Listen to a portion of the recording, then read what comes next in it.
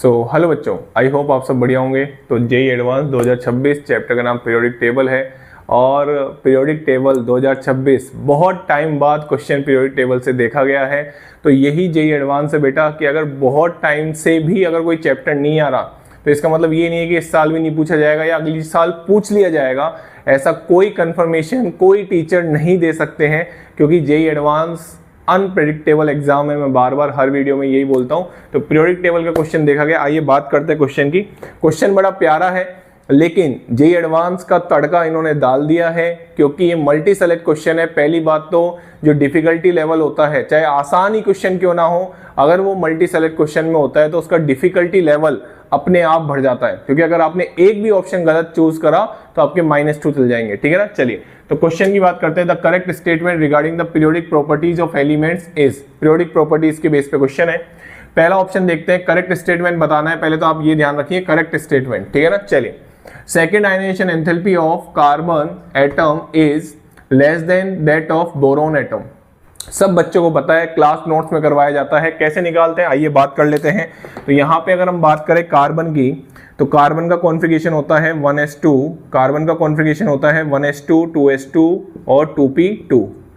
आराम से सब बच्चे जानते हैं 6 एटॉमिक नंबर होता है। इसकी फर्स्ट आयनाइजेशन एनर्जी की अगर हम बात करें तो फर्स्ट में क्या होगा बेटा, ये बन जाएगा 1s2, एक इलेक्ट्रॉन निकाल दो, 2s2 और 2p1, कोई दिक्कत नहीं है। और सेकंड आयनाइजेशन एनर्जी बोली जाएगी, इसमें से इलेक्ट्रॉन आप निकाल रहे हो, कोई दिक्कत वाली बात नहीं है। ठीक है।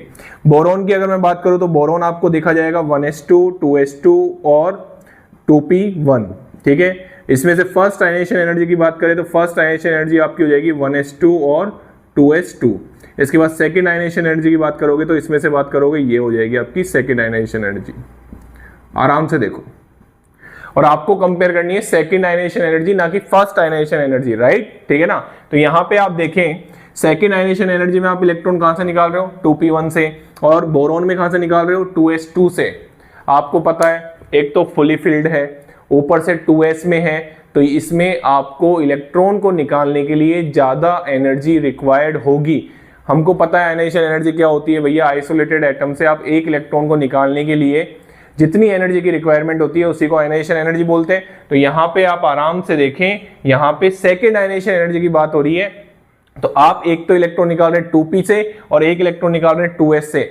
फुल फील्ड है और 2s न्यूक्लियस के ज्यादा पास भी है, तो भैया इलेक्ट्रॉन को निकालने के लिए ज्यादा एनर्जी की रिक्वायरमेंट कहां पे होगी, यहां पे होगी। और ये किसके लिए है, बोरोन के लिए। तो आंसर क्या, ये क्या बोल रहा है, second ionization enthalpy of carbon atom is less than that of boron atom. मतलब ये बिल्कुल सही है, बोरोन की ज्यादा होगी किससे, कार्बन से।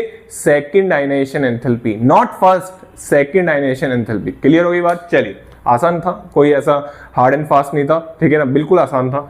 इसके बाद increasing order of ionic radii. अरे भैया, आयोनिक रेडिया दो चीजों पे डिपेंड कर रहा है। एक तो शेल पे, shell number top to bottom देखते हैं आप, बढ़ती जाती है, और आप लेफ्ट टू राइट जाते हैं तो जेड इफेक्टिव बढ़ता है, तो आयोनिक रेडियाई क्या होती है, कम होती है।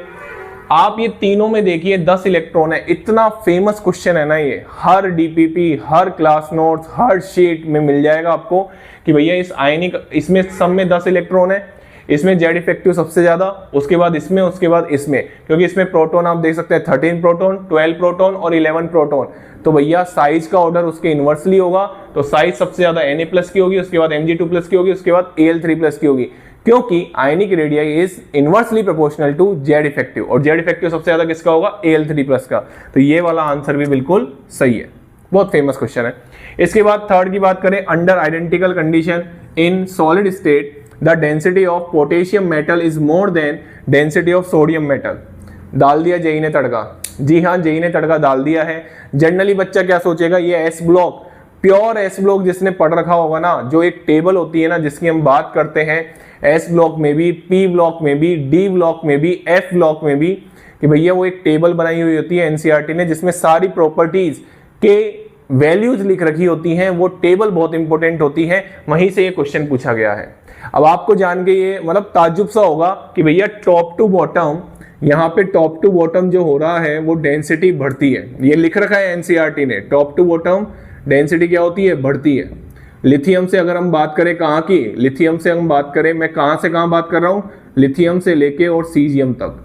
बट उन्होंने ऐसे ही नीचे एस ब्लॉक की एनसीईआरटी जब आप उठाएंगे तो आपको पता लगेगा, उन्होंने लिख रखा है हाउएवर पोटेशियम की जो डेंसिटी है वो कम है किससे, सोडियम से। जी हाँ, उन्होंने लिख रखा है कि जो डेंसिटी है सोडियम की ज्यादा है किससे, पोटेशियम से। अब ये आप एक तरीके से एक्सेप्शन बोलिए, और ये एक तरीके से आप बोल सकते हैं कि ये जिसको याद होगा ना वही इस क्वेश्चन को ऑब्वियसली करके आ सकता है, क्योंकि ये एक्सेप्शन है। जनरल ऑर्डर ये है, लेकिन सोडियम की डेंसिटी पोटेशियम से ज्यादा होती है। इसकी 0.97 ग्राम पर सेंटीमीटर क्यूब सोडियम की, और इसकी 0.86 ग्राम पर सेंटीमीटर क्यूब एनसीईआरटी के डाटा के हिसाब से। तो भैया ये स्टेटमेंट क्या हो गया, बिल्कुल गलत हो गया, क्योंकि क्वेश्चन ने बोला है पोटेशियम मेटल की ज्यादा होती है। और मैं कह रहा हूं ना, इसलिए क्वेश्चन हार्ड बन गया। दिखने में सिंपल है, मैक्सिमम बच्चे इसको हो सकता है टिक करके आए हो, क्योंकि उनको ऑब्वियसली याद ये हो ऐसा जरूरी नहीं है। अब ये तो है भैया, ये जेई का तड़का है, ठीक है ना, ये आपको पता होता तो ही आपका आंसर सही होता, ठीक है ना। चलिए इसके बाद डी ऑप्शन बहुत आसान है, the HH bond is weaker than, again NCERT, ठीक है ना, HH bond is weaker than FF bond. आप मेरे को एक चीज बताइए कि क्या हमने बिल्कुल सही चल रहे हैं, बिल्कुल ठीक है। आप मेरे को बताइए HH bond is weaker than FF bond, मतलब ये बोल रहा है एफएफ बॉन्ड ज्यादा स्ट्रॉन्गर है। अरे भाई एचएच बॉन्ड की आप जब बात करते हैं तो ये 1s से बन रहा है, एफएफ बॉन्ड की आप बात कर रहे हैं पीपीवी ओवरलैपिंग से बन रहा है। आप मेरे को एक चीज बताइए कि यहाँ पे लोन पेयर भी तो है, अरे है कि नहीं है, यहाँ पे लोन पेयर भी तो है।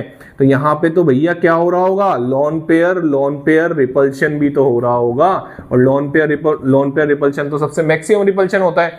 तो यहाँ पे बॉन्ड एनर्जी जो ज्यादा होगी वो किसकी ज्यादा होगी, हाइड्रोजन की। और बॉन्ड लेंथ किसकी ज्यादा होगी, बॉन्ड लेंथ ज्यादा होगी एफएफ की बॉन्ड लेंथ ज्यादा होगी एचएस से। और ये एनसीईआरटी ने डाटा भी दे रखा है, इसकी 144 पिकोमीटर होती है, इसकी 74 पिकोमीटर होती है, आराम से देखो। तो अगर बॉन्ड स्ट्रेंथ की बात करें तो एचएच बॉन्ड ज्यादा स्ट्रॉन्गर होता है देन एफएफ बॉन्ड। आप रीजन दे सकते हैं ओवरलैपिंग से, लोन पेयर रिपल्शन। तो ये वाला आंसर भी क्या हो गया, गलत हो गया। और मैं आपको एक चीज बता देता हूं, ये प्योर एनसीईआरटी का क्वेश्चन है। जब मैं पी ब्लॉक के जेईई एडवांस के 2026 के क्वेश्चन सोल्व कराऊंगा ना, उसमें भी यही बोलूंगा, प्योर एनसीईआरटी का क्वेश्चन है।